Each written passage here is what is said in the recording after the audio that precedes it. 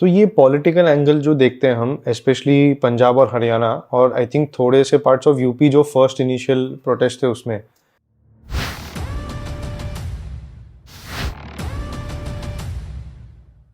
तो ये कहाँ से शुरू हुआ? क्योंकि मुझे एक मालूम है कि टिपिंग पॉइंट था जो लोगों के नज़र में आया कि अचानक से अकाली दल ने अपने आप को एनडीए से अलग कर लिया है।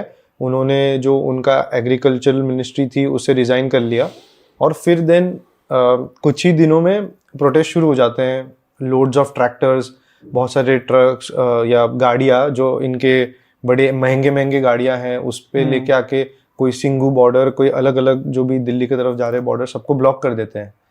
ये क्या हुआ, क्या इधर? अब काफी लोगों को ये नहीं पता, जब ऑर्डिनेंसेस आ गई थी उसके बाद से ही the government was talking to the farm unions in Punjab, क्योंकि एक रेल रोको अभियान शुरू हो गया था पंजाब में। मुझे इसलिए याद है क्योंकि मैं तब काफी चंडीगढ़ दिल्ली करता रहता था और शताब्दी का आवागमन थोड़ा रुक सा गया था। ओके। काफी डिसरप्शन आ गया था और ये अगस्त सितंबर की बात है। Okay. The government started then 2020 we are talking about was talking to the farm unions. Tell us your concerns, tell us what do you want. This government since 2020 and now we are in 2024 has negotiated in good faith. Negotiated भी कहा, जब आप उनसे पूछ रहे आप बताइए आपको क्या चाहिए, हम तो एक लॉ लेकर आ रहे हैं जिसमें ऑलरेडी आप काम कर रहे हैं, आप बताइए हमें क्या चाहिए। इसको तो नेगोशिएशन भी नहीं कहूंगा, this was the government actually showing some concern for the farmers. तो वही बात आ जाती है, जो लोग कहते हैं किसानों की बात नहीं सुनते, अन्नदाता की बात नहीं सुनते, सरकार तो 2020 से पूछ रही है, आप बताइए। अगस्त सितंबर अक्टूबर तक बात चलती रही and that time captain Amarinder Singh was the chief minister of Punjab. एक पॉइंट ऐसा आ गया था सात्विक, द लॉजिस्टिक्स वर सफरिंग। गेहूं बांधने के लिए एक जूट का जो बोरी होता है, बैग होते हैं जूट बैग्स, वो नहीं पहुंच पा रहे थे किसानों के पास, क्योंकि रेल रोक दी आपने। डिसरप्शन तो है ही, किसी भी तरह का डिसरप्शन तो प्रॉब्लमैटिक होता ही है। अक्टूबर नवंबर में फिर ये लोग ट्रैक्टर लेके आना शुरू होते हैं सिंघू बॉर्डर की तरफ। अब क्या इनका उद्देश्य था, क्या इनकी डिमांड्स थी, सरकार ने सब सुनने की कोशिश करी। मैं आपको एक इंटरेस्टिंग चीज बताता हूं जो बहुत लोगों ने मिस करी उस टाइम पे, मीडिया में स्पेशली। 9 दिसंबर को किसान सरकार से मिले थे, 9 या 10 दिसंबर को, क्योंकि मुझे याद है मैंने 10 दिसंबर को स्वराज्य मैग में एक आर्टिकल लिखा था। उसमें सरकार ने किसानों की 3 मांगे मान ली थी। पहली, उन्होंने कहा था हम आपको एमएसपी पे रिटर्न एश्योरेंस दे देंगे, चाहे उन तीनों लॉस का एमएसपी से कोई लेना देना नहीं था, दूर दूर तक। अच्छा, कोई लेना देना नहीं था। ओके। ना उनका एपीएमसी से कोई लेना देना था, बिल्कुल नहीं। फिर भी सरकार ने कहा हम आपको रिटर्न एश्योरेंस देने को तैयार है। नंबर 2, अगर एपीएमसी को लगता है कि प्राइवेट सेक्टर के ट्रेड आने से उनके रेवेन्यूज में फर्क पड़ेगा, वी आर ओके कि उन प्राइवेट ऑर्गेनाइजेशंस को जो स्टेट में ट्रेड करने आ रही हैं उन पे आप एक टैक्स लगाएं, ताकि एपीएमसी के रेवेन्यू से जो लॉसेस है वो कवर हो जाए। तीसरी चीज, अगर आपको लगता है कि लॉ में लिखा है मजिस्ट्रेट के पास आपके सॉल्यूशंस का हल नहीं है, you are free to approach the courts. 9 दिसंबर को सरकार ने तीनों बातें मान ली थी जो किसानों की पहली डिमांड्स थी। हिसाब से तो 9 दिसंबर को ही प्रोटेस्ट खत्म हो जाना चाहिए था। 9 दिसंबर 2020 नहीं हुआ, क्योंकि ये रहा ही पॉलिटिकल प्रोटेस्ट है।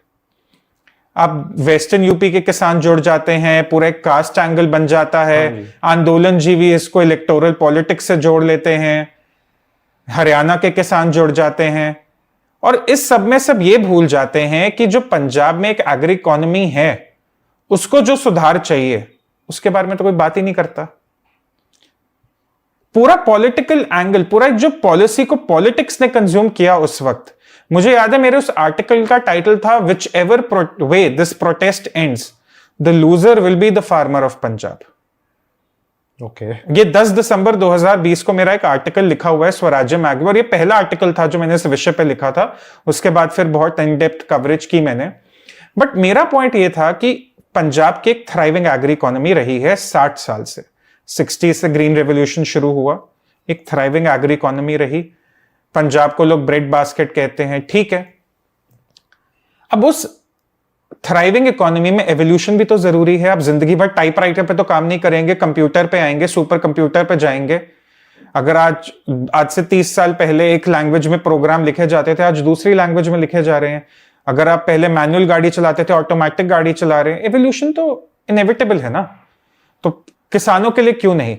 क्या किसानों का ये हक नहीं है उनको बेटर टेक्नोलॉजी मिले, उनको बेटर इनकम्स मिले, उनको बेटर मार्केट एक्सेस मिले, बेटर लॉजिस्टिक्स मिले, इंफ्रास्ट्रक्चर मिले? तो ये सारी बातें कहीं खो सी गई 2020 में ही, और पूरा प्रोटेस्ट पॉलिटिकल हो गया। अच्छा, जो आंदोलनजीवी हैं, जो एक सूडो प्रवक्ता भी हैं एक पार्टी के, चाहे वो आम आदमी पार्टी हो, कांग्रेस पार्टी हो, वो अपनी इलेक्टोरल मैथ्स लेके बैठ गए। अरे 2021 तो शुरू हो गया है, 22 में यूपी के इलेक्शन है, ये मैथ्स बैठेगा, वेस्टर्न यूपी में कितनी सीटें आएंगी। 2021 में ये गणित शुरू कर दिया उन्होंने। 2001 साल पहले किसानों के बारे में क्या, उनके लाभ के बारे में क्या, कोई बात नहीं हुई। पर मैं आपको बताता हूं आज सबसे डिस्टर्बिंग चीज जो हमने विटनेस करी ऑनलाइन, और ये हम एक तब लॉकडाउन था, मतलब काफी लोग घर से काम करते थे, लॉकडाउन तो तब तक खुल चुका था पर बहुत लोग घर से काम कर रहे थे, डेल्टा वेव भी आई बहुत दर्दनाक। एक ऐप थी क्लब हाउस। हाँ जी। इस ऐप को मैंने ज्वाइन किया था जनवरी 2021 में, जनवरी फरवरी 2021 के अराउंड।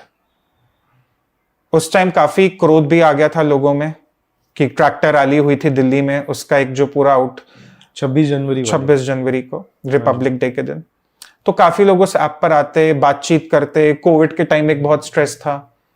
उस टाइम पे एक लॉबी एक्टिवेट होती है कनाडा से। वहां हमने सुना पहली बार अमृतपाल सिंह संधू को। That was the first time we heard him there, and this was a lot of people. बहुत लोग जो आज ट्विटर पे हैं, हम सब वहां होते थे, बिकॉज एक इनवाइट के थ्रू ऐप पर आप आ सकते थे, and we all used to sign up. जैसे एक ट्विटर स्पेसेस होता है वैसे ही रूम्स होते थे। अब तो वो ऐप बहुत बदल गई है, अपने लोग भी नहीं है। उस टाइम पर एक कैनेडियन लॉबी वहां पर एक्टिव होनी शुरू होती है, तो हम भी इंगेज करते थे उनके साथ। हमारे लिए भी एक सेंटिमेंटल टॉपिक था क्योंकि पॉलिटिक्स तो घुसी गई थी। तो उनसे पूछा जाता था, आपको लॉज से प्रॉब्लम है क्या? तो पहले वो बोलते नहीं, ये एमएसपी, ये वो, बहुत बातें होती। पर धीरे धीरे वो बातें कहीं और जाने लगी।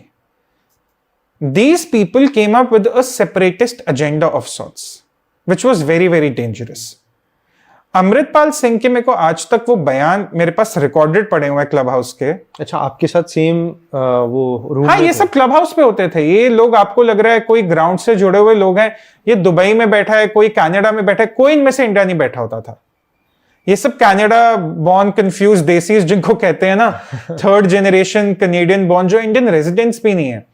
ये वहां पर ऐसे एक रूम को मैनेज कर रहे हैं जैसे पता नहीं अगला फ्रेंच रेवोल्यूशन तो यही लाएंगे, हमें भारत सरकार गिरानी है, हमें आवाम तक मैसेज पहुंचाने। अजीब अजीब बातें। पहले लोग एंगेज करते थे कि चलो यार एक डिबेट है, एक वार्तालाप है, let's talk to them, let's try to understand what their perspective is. बाद में तो इनकी बातें कोई सर पैर ही नहीं था। मुझे याद है अमृतपाल कैसी बातें करता था, कहता था पंजाब में लोगों को एक रियलाइजेशन नहीं है। ये उनकी बातें थी, मेरे पास रिकॉर्डिंग पड़ी of that they are not free from the Indian state. की 1947 में, मैं आपको पॉलिटिकल एंगल बता रहा हूं, इसकी पॉलिटिकल मैनिपुलेशन कैसे होती थी कनाडा में बैठे। Indian state, free from Indian state, that's all the nonsense that used to be uttered there. Okay, कि भाई हम तो इंडिया से फ्री नहीं हैं, हम इंडियन स्टेट से आजाद होना चाहते हैं, देखो हमारे लिए सोच नहीं रहे हैं, हम इनके साथ क्यों रहे, हमारे साथ गलत हुआ। I was listening to his recordings yesterday because आपके साथ मैंने ये पॉडकास्ट करना था, तो उसमें वो बहुत फनी चीज बोलता है, कहता है पंजाब पुलिस में कितने लोग हैं, 10 लाख ही तो हैं, हम 1.5-2 करोड़ है, हम तो एकदम पंजाब को आजाद करा लेंगे। तो हम देखते ये बातें कहाँ जा रही हैं, बेतुकी बातें। और ये लोग लंदन बैठे हैं, कनाडा बैठे हैं, क्या बातें कर रहे हैं, इतनी टॉक्सिसिटी थी। एक देखो, पॉलिटिकल डिसएग्रीमेंट एक चीज है, यू माइट अग्री और disagree with what the government is doing, पर आप बैठ के बाहर देश से एक सेपरेटिस्ट एजेंडा चला रहे हो, एम्बेसीज के बाहर ये करना है, वो करना है। Of course the government was also not unaware of all this, उनको पता था क्या चल रहा है। बट एक जो हौसला सा आ गया था ना वो ट्रैक्टर रैली के बाद, वो हम देख रहे थे कैसे मैनिपुलेट किया जा रहा है। सेपरेट स्टेट की बात तो ऐसे करते थे जैसे they sort of are born with the right to have it, right. हमें रियलाइजेशन, मुझे बातें याद है, बहुत ही बेतुकी बातें होती थी। और एक पॉइंट के बाद लोगों ने फिर एंगेज करना भी छोड़ दिया कि तो पागल है, इनसे बात क्या करें। तो उन्होंने खालिस्तान जो है वर्ड वो ओपनली यूज किया। ओपनली, ओके, ओपनली ही said because the Indian state is not doing enough for us, why should we be with them. अभी ये सेकंड वेव प्रोटेस्ट में भी तो एक आया था वीडियो, ट्विटर पे बहुत वायरल हुआ था, हम इनके साथ क्यों रहे, हमें अलग बना दो, हमें उनके साथ जोड़ दो। सेकेंड वाले पे तो हम आएंगे स्पेशली बिकॉज उसमें तो प्रॉपर पॉलिटिकल एंगल है, पर ये जो इनिशियल फेज है उसमें वो आउटराइट ये बात होने लगी थी। और ये बहुत कम लोग थे। ये एक लॉबी जो थी 50-60 हर रोज वही लोग होते थे, कोई इनके नाम नहीं है, अनोनिमस हैं, कुछ जो आते थे अपने नाम और तस्वीर के साथ। Eventually those accounts were also withheld or they were banned altogether or they were reported by people who were listening to them, and these included people from Punjab. Okay कि पंजाब, यार मैं तो चंडीगढ़ से हूं ना, मैं तो सुनता था, लोग कहते थे ठीक है गवर्नमेंट के साथ एक डिसएग्रीमेंट है, लॉज नहीं समझ आ रहे, ये क्या पागलों वाली बातें हो रही हैं। अगर आज एक स्टेट की पॉलिसी में एक डिसएग्रीमेंट आ रहा है, आप सेपरेट स्टेट तो नहीं बनाओगे ना, पर this was the manipulation that was being done against the government by a selected group of people, very small of people who represented no one, who were speaking on behalf of no one, who were accountable to no one. हाँ जी। But ये अपने आप को चौधरी साहब बना रहे थे कि भाई हम यहां पर बॉस हैं, हम यहां पर हम डिसाइड करेंगे कि प्रोटेस्ट कैसे चलेगा।